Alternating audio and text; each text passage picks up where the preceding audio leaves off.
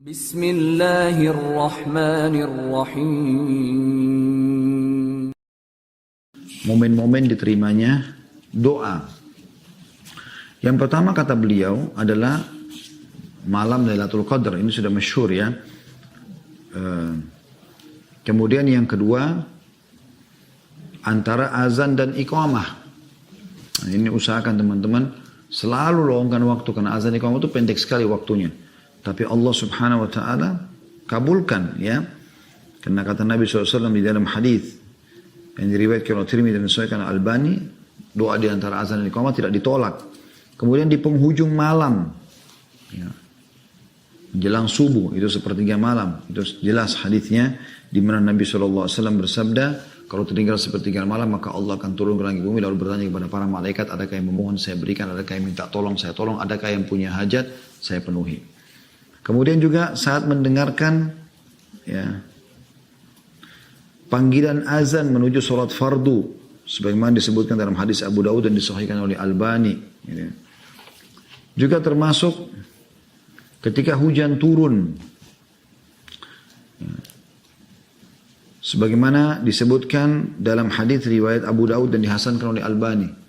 Ini sekarang lagi mau masuk musim hujan ya. Ini sangat luar biasa waktu-waktu yang mustajab doa. Banyak orang berkeluh kesah. Harusnya kita selalu berdoa kepada Allah Subhanahu wa taala. Kemudian yang selanjutnya adalah saat pertempuran dalam jihad sedang berkecamuk. Sebagaimana disebutkan dalam hadis riwayat Abu Daud dan disahihkan oleh Albani. Kalau terjadi peperangan ya. Selanjutnya juga di hari Jumat. Di hari Jumat. Ya, khilaf di antara ulama, tapi ada dua pendapat mengatakan yang pada saat khatib di atas mimbar sampai diqamahkan salat, makanya di khutbah kedua selalu khatib berdoa. Dan yang terakhir adalah itu pendapat yang kedua selepas asar sampai terbenam matahari. Kemudian ketika minum air zam-zam, nah bagi teman-teman yang punya zam-zam di rumah kalau masih sisa ya, subhanallah kita sekarang sudah beberapa bulan tidak umrah ya, ditutup. Insya Allah memang satu waktu Allah bukakan lagi buat kita semuanya. Itu juga dengan haji. Tapi bagi masih punya di rumah, zam-zam itu selalu mempengaruhi dan tidak terpengaruhi. Ya, saya beberapa kali cuplikan, beberapa kali diangkat dan diadakan penelitian. Ternyata zam-zam itu kalau satu tetesnya dicampur dengan 1000 tetes yang lain pun maka akan berubah menjadi zam-zam juga. Jadi Anda sebenarnya tidak perlu kehabisan zam-zam gitu. Zam-zam yang ada di galon diisi lagi dengan air biasa kalau sudah berkurang gitu. Kemudian selanjutnya pada saat sedang sujud, ya, khilaf di antara ulama boleh pakai bahasa Indonesia atau tidak, ya. Ini khilaf di antara ulama. Tapi umumnya di sholat sunnah ini masih banyak ya pendapat ulama yang membolehkan, tapi lebih cenderung orang lebih baik ya bahasa Indonesia digunakan di luar sholat saja. Kemudian selanjutnya adalah ketika terbangun di malam hari, khususnya kalau dia membaca La ilaha illallah wahdahu la syarikalah lahul mulku wa lahul hamdu wa huwa ala kulli syai'in qadir. Tidak ada Tuhan yang berhak disembah kecuali Dia dan tidak ada sekutu bersamanya. Ya. Subhanallah walhamdulillah wa la ilaha illallah wallahu akbar. 4 zikir yang masyhur. Subhanallah maha suci Allah. Subhanallah walhamdulillah segala puji bagi Allah wa la ilaha illallah. Tidak ada Tuhan yang berhak disembah kecuali Allah. Wallahu akbar. Allah maha besar. Kemudian yang zikir terakhir adalah wala haula wala quwata illa billahil aliyil azim. Tidak ada daya dan kekuatan kecuali milik Allah yang maha mengetahui. Ya. Kalau orang baca ini pada saat terkaget di malam hari, maka Allah pun akan mengampuni dosa-dosanya yang lalu. Kalau dia berdoa akan diterima dan kalau dia sholat akan diterima. Ya. Begitu juga dengan membaca, libatkan dalam doa kita doanya Dhannun. Dhannun ini Nabi Yunus AS. Nabi Yunus itu dalam perut ikan paus, beliau membaca apa? La ilaha illa anta subhanaka inni kuntu minadh dhalimin. Siapa yang membaca ini kata Nabi SAW dalam doanya maka Allah akan kabulkan doanya. Hadis ini diriwayatkan oleh Tirmidzi dan disahihkan oleh Albani. Juga saat ditimpa bencana, sebagaimana hadis riwayat Muslim, ini juga doa dikabulkan oleh Allah Subhanahu wa taala. Justru pada saat ada masalah, kita berdoa karena kita dianggap orang-orang yang sedang membutuhkan atau muttar, ya. Juga termasuk setelah seorang muslim meninggal dunia, ya.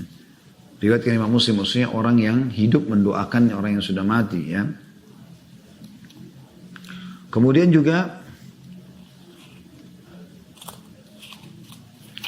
doa yang dibaca dari orang-orang yang masih hidup yang saleh yang kedekatan dirinya kepada Allah Subhanahu wa taala sangat bagus, maka itu dikabulkan. Juga masuk dalamnya doa muslim terhadap muslim yang lain. Jadi kalau Anda didoakan oleh muslim siapapun ala zahril ghaib, tidak nampak depan mata, dia doakan kita sembunyi-sembunyi, maka itu juga dikabulkan oleh Allah Subhanahu wa taala. Kemudian juga di bulan Ramadan yang sudah masyhur ini diterima doanya ya orang-orang yang berdoa, terutama yang puasa. Kemudian ketika ayam berkokok, ya, semuanya disebutkan dalam hadis Bukhari Muslim semuanya ini, kalau ya akan dikabulkan doa pada saat kita mendengarkan kokokan ayam. Kata Nabi SAW, kalau kalian dengarkan kokokan ayam, maka sebaiknya ya Anda berdoa. Ya. Berdoalah karena dia sedang melihat apa yang tidak melihat kalian, maksudnya melihat para malaikat gitu ya. Dan yang terakhir teman-teman sekalian adalah berdoa pada hari-hari 10 awal bulan Zulhijjah kata beliau, dan disebutkan sebagaimana disebutkan dalam hadis Bukhari. Karena hari ini adalah hari yang paling dicintai oleh Allah Subhanahu wa ta'ala. Termasuk dalamnya juga adalah hari Arafah yang tanggal 9 yang sudah masyhur ya. Itu diterimanya doa ya.